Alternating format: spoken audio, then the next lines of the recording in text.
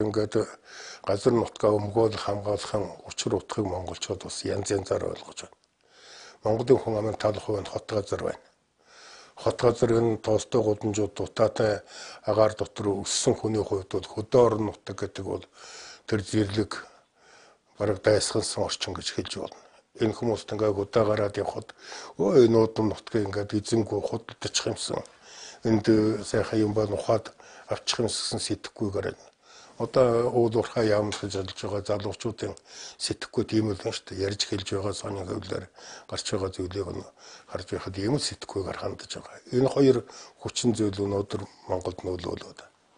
Тэгээ ер нь оюу толгойн гэрээ байгуулах үед бол тэр үеийн айван хоогийн Монголын улс төрд хэвлэл мэдээллийнхний дунд өөрснийхөө маш хүчтэй лобби болгоод 2006 оноос хойш татварын хуулийг өөрчлөх, ашиг малбарын хуулийг өөрчлөх ажиллагаа явуулж 3 жилийн дараа 2009 онд гэрээний төсөл дээрээ засгийн газрыг уургалж авсан шүү дээ. Тэр үед л манай их стэцүүд бол яг үндээхэд айван хоогийн өмнөөс мөлхөж очоод хөлийн тэрэл гутлын үнсэл гарын тулж байгалийн гэрийн гарын өсөг зурсан шүү дээ. Эдэнд ийм л сонирхол байсан. Монголын төлөө сонирхол байгаагүй. Эдгээр ямар бэрхшээл учирч болох уу, ямар алдагдал учирч болох уу гэдгийг бүгд мэдэж байсан. Бүгд мэдэж байсан эдгээр. Тэгээд энийг бол харгалзаж үзье. Яагаад гэдэг их сони асуудал.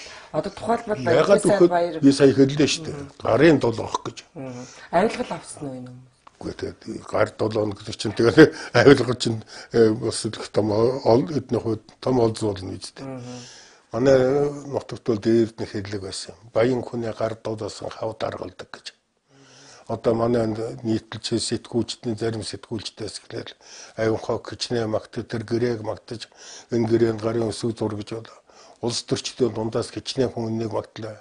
Эрдэмтдийн дундаас кичнээ хүн талаар юм бичиж ухуулах гэв. Авилга авсан шүү дээ эднэр чинь. Аваагүй гэж хэлэх юм уу? Одоо тэр анхуйгаас судлаач хэлээд байгаа шүү дээ. 42,066 хүн өнд өгсөн баримт байгаа шүү гэж мөнгө өгсөн. Тэгвэл чи одоо их хурлын гишүүн Ганбаатар ажиллагаатай тэмцэх газарт 3 асуулт тавьсан шүү дээ. Тэр их олон төрөмөр өгсөн хөрөнгөний учрыг олооч гэж хариуг л үлдээд байгаа шүү дээ чи. Тэгээ авилга аваагүй хүндээс байхгүй. Авилга аваагүй гэх юм бол энэ улсууд яагаад Монголын хүчин төгөлдөр хуулийг зөрчин очиж гэрээ хийсэн бэ? Хайгуулын ажил дуусаагүй байхад нөөцөнд батлагдаагүй байхад яагаад ашиглалтын лиценз өгсөн бэ? Техник эдгэсэн үндэслэл гараагүй байхад яагаад гэрээ хийсэн бэ? Гэт олон асуудал гарна. Ганцхан хариулт нь авилга авсан болохоор л гэж гарна шүү дээ. Одоо тухайн үед ерөнхий сайд хийж байсан баяр бол өнөөдөр оюутлогын гэрээг ингэж батлуулахгүй энэ саад тэг болсноос одоо бид нар өдөрт сая доллар алдаж байна гэж мэдгдчихсэн. За оюутлогын гэрээ бүр батлагдаад өнөөдөр баяжмлаа гаргаад экспортонд гаргаад тэгээд одоо 5 жил болчихлоо шүү дээ. Тэгээд одоо Монгол улсад юу орж ирсэн бэ? Үнэхээр нөгөө өдөр болгон алдаад исэн сая доллар нь тэгээ хайжсан. Өдөр болгон төлбөр төлөөд дуусахгүй даа чи.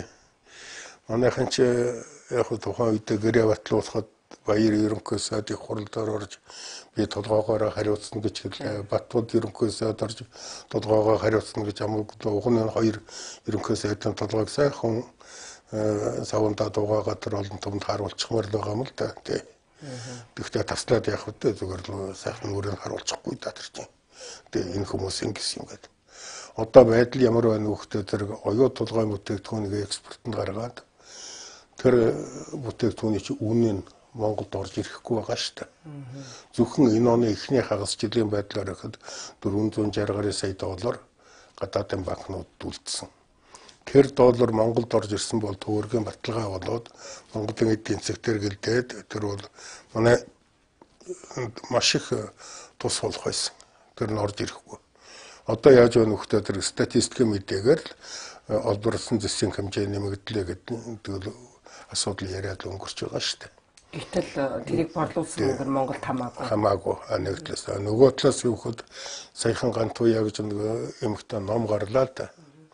Тэгээд би тэр номыг уншиж үзсэн чинь тэр ном дотор манай хөдөлмөрийн яамны дүгнэлтээс иш татсан оюу толгойд Монгол ажилчид гадаадын ажилчдаас 13 дахин бага цалин өгж байна. Энд чинь монголчуудыг хэн гэж үзэж байгаа юм? Боолууд гэж үзэж байгаа юм уу? Ийм ялгууртай хандаж байна шүү дээ. Уг нь олон улсын дүрм журмаар бол ижил мэрэгжлийн ижил ажилд ижил цалин л өгөх ёстой. Гэтэл ижил ажил хийж байгаа доод хүн Монголоос 13 дахин их цалин аваад сууж байна шүү дээ. Тэгээд ийм байдлаар оюу толгойн хандаж байгаа. За нөгөө тал нь оюу толгойн ч бүр давраад одоо үед гүнэн уурхаа төрөнгө оруулах юмэр байна. Гаднаас зээл авна. Танаа оюу толгойн баялгээ чинь бид нар банкны зээлийн барьцаан тавьчихъя. Нёдны жилээс хойш 30 сар байгаад одоо энэ засгийн газар бараг зөвшөөрч байгаа байх л да сүүл үе тиймэрхүү болоод явж байна. Манай үндсэн хуулиар чинь газрын хөвлийн баялаг бүх хардмны мэдлэлд байдаг. Төрийн өмчөнд байдаг. Гэтэл одоо оюу толгой эрогийнхан аваачаад гадны банкны барьцаан тавьчих нь шүү дээ. Тэгээд тэд нар зээл аваад идчих. Тэд нар зээлээ төлж чадахгүй бидтэйгээд нөгөөдөө дуучих нь шүү дээ тэр чинь. Ийм байдалтай болж байгаа. Тэгээ энэ мэт байдлаас харахад бол ер нь бид нэр оюу толгойгоо үнэхээр маш хүнд байдлаар халдлаа. За 5 толгойн хууд яг угаасаа нэг урд нэг технологийн үндсэн дээр нэг нийгмийн асуудлыг шийдэх замаар ингээд шийдэж болох л байсан. Гэтэл тухайн эрх мэдэлтэй байсан хүмүүс хувааж идсээр байгаад 5% агаад одоо ингээд Чалко гэдэг хятадын компани юм сөхөрч унаад дотроо хоорондоо тэмцэлдээд зах зээлээ булаацалдаад үнээр бие биенээ цохоод ус нэг ундгаачихлаа шүү дээ. Ер нь бол яг оюу толгой 5 толгой ингээд газар том ордуудаа бид нар бас алдчихлаа. За тэгээд одоо цаашаа бүр Монгол улс ер нь тусгаар тогтнол авч үлдэх үү гэдэг асуудал маш хурцаар тавигдаж эхэлж байна. Тухайлбал одоо за мэдээж одоо тусгаар тогтнол өнөөдөр цэрэг одоо буу барьсан цэрэг орчод эзлэхгүй нь ойлгомжтой. Энэ эдийн засгийн аргаар өнөөдөр улс орныг эзлэх тийм бодлого бас өнөөдөр маш эрчимтэй яригдж байна. За хамгийн сүүлийн жишээ гэх нь Bank of China, Хятадын банк, төрийн мэдлийн банк Монголд орж ирэх талаар их идэвхтэй одоо нөгөө оюу толгойг өгөх гэж гүйжсэн хүмүүс тайлхан хэсэг бүлэг хүмүүс гарч ирсэн Хятадын банк оруулж ирэхийн төлөө бас их гүйж штэ. Тийм л дээ. Энд чи тэр гадны сонирхолтой хүмүүсүүд эхлээд өөрийнхөө лобби бүлэг байгуулдаг. Тэр нэг хурал дотор ч гэсэн байгаа штэ. Тэгээд тэднээс мөнгө авч нөгөө гарын долоох сэтгүүгээр гүйжил яваа штэ. Тэд нар энэ бол ойлгомжтой. Яг Монголын тусгаар тогтнол гэх юм бол саяхан 2 хөршийн маань төрийн тэргүүнүүд ирээд явуулаа. Улс төрийн талаас зэрэг улс төрийн талаас их бол бүрэн найдвартай баталгаатай боллоо л доо. Тэгээд эдийн засгийн хувьд гэх юм бол би тусгаар тогтнолоо алдах үндсэн албаа манайхан аль эрт хийчихсэн. Магадгүй Bank of China бол тэрний сүүлчийн аккорд байж болох юм. Сүүлчийн аккорд нь. Юунаас эхэлж гэвэхтэй тэр ерөөсөө сүүлийн 10 жилийн турш Монголын эдийн засгийн нэгдмэл орон зай задарсан. Нэг хэсэг нь Монголын хуулиар зохицуулууд, нэг хэсэг нь Хятадын хуулиар, нэг хэсэг нь айван хогон хуулиар явдаг гэдэл ингээд тэгтэн одон жил аваачаад нөгөө баячууд нь тусдаа бас нэг баталгаатай нөхцөлд амьдардаг, жижигүүд нь баталгаагүй нөхцөлд амьдардаг юм орчин бий болголоо шүү дээ.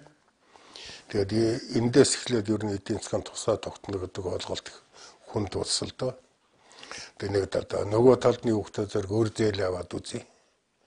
Одоо Монголын өр бол 20 тэрбум доллар даваар талийчихсан. Энэ одоо төлж баршгүй шүү дээ. Энүүн дээр нэмээд одоо хүртэл монголчуудын ярихгүй байгаа. Одоогийн төв банк төрийнхэн урдны хятадуудаас 10 тэрбум юан swap гөлгөөр шууд арилжаагаар аваад хэрэглэсэн. 10 тэрбум юаныг за яг 200 төгрөгөөр нэг юаныг авлаа гэж бодсон чинь 2 их 80 төгрөг болно. Одоо 15 тэрбум юаныг авч байна. Энэ 4.5 их 80 нийлээд 6.5 их 80 төгрөг болж байна шүү дээ. Улсын төсөвтэйгээ тэнцэх. Тэгэхээр энэ ханш нь өдөр ирэх тутам унаж байгаа, хэлбэлзэж байгаа энэ төгрөгөөр Хятад улс юугаа хийх юм? Хятадын банк юугаа хийх юм?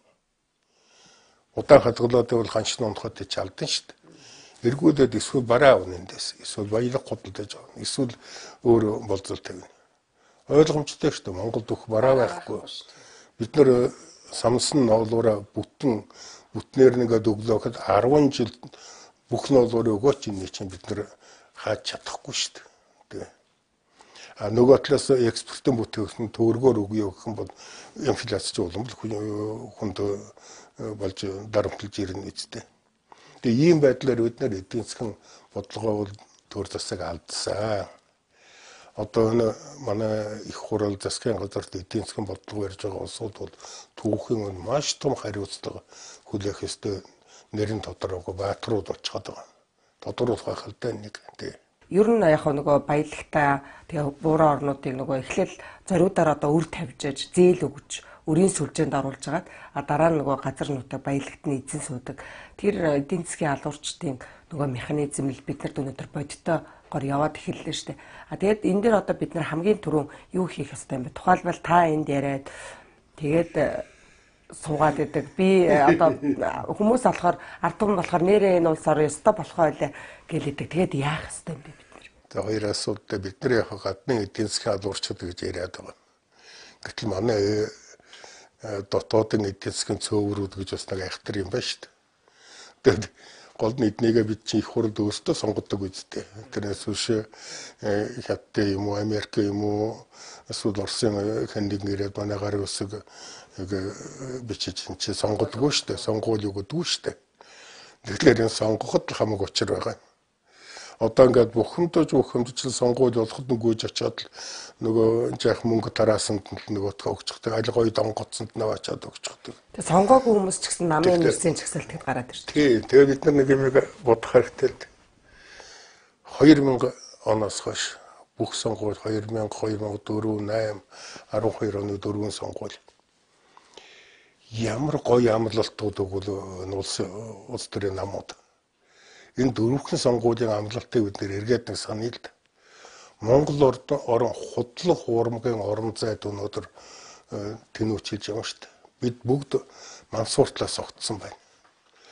Тэгэхээр дараагийн сонгуульд энэ худлын амладаг, энэ улс төрийн намууд, энэ худлын амладаг их хурлын гишүүд тэгээд энэ Монголоо худалдсан хүмүүсээ нэг төрөөс цэвэрлэх юмсан. Энэ бидний эрх мэдлийн асуудал, бидний гарт байгаа асуудал шүү дээ.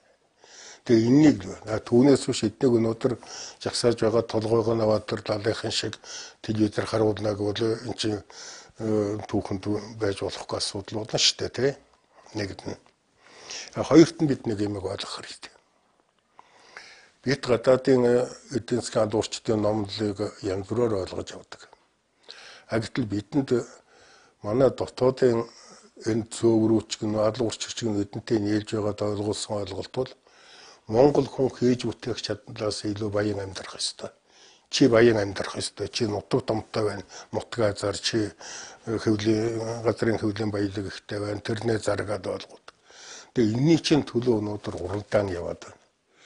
Бид нар өөр хөөхтэй залуучуудаа бүтээж амьдрах сэтгэхгүйгээр хүмүүжүүлье. Өөрөө бүтээсэн тэр амьдралаар амьдрээ. Түүнээс биш гадныханд үр зээл тавиад хүний өнгөөр хүүдгнэж амьдрна гэдэг бол эцэстээ очоод тусгаар тогтнооч чадсан чи газар нутгаач алдна л гэсэн үг болно шүү. Энийг л монголчууд залуу ихэнд ойлгох асуудал. Одоо манайханд яаж байгаа нөхөд ерөөсөө л дэлхийд дээр их гоё амьдарч байна, баян амьдарч байна. Бид нар тэгж амьдрах хэрэгтэй.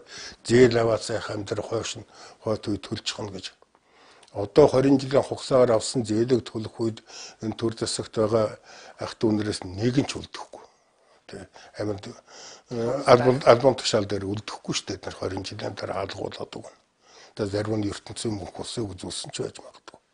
Гэтэл тэрний зээлийг хэн төлөх вэ? Одоо нялх байгаа хүүхдүүд төлнө шүү дээ. Тийм болохоор хүн бүхэн өөрийнхөө үр хүүхдийнхээ хуулинд хариуцлагатай хандъя гэвэл настай хүн өнөөдөр дуугар. Тэгээд өнөөдөр дуугаа талхамандаа хүлхэж суугаад ертөнцийн мөнх усыг өгдөг наа чинь буу юм биш. Тэ хойч үеийг хорлсон хэрэг болно. Хүн бүхэн чадах чинь нэгээрээ дуугар. За магадгүй ажил хийж албатай байгаа нэгийг нь төр засах ингээд хаалтангэр ямарягаар ингээд хавчаад хахуулдаад хэцүү байдалд оруулж болох юм. Гэхдээ дуугарх боломжтой нэг нь бүгд дуугарыг л да. Хаасаагүй л нэг эдийн засгийн хямрал гэдэг юм яриад. За тэгэл хямралаас гарах ганц гарцсан л нөгөө тав тэр яриад идэг одоо энэ хямраллаар далимдуулаад нөгөө ёстой нөгөө олигархууд жинхэнэ одоо өөрсдийнхөө эрх ашигын төлөө юу гэж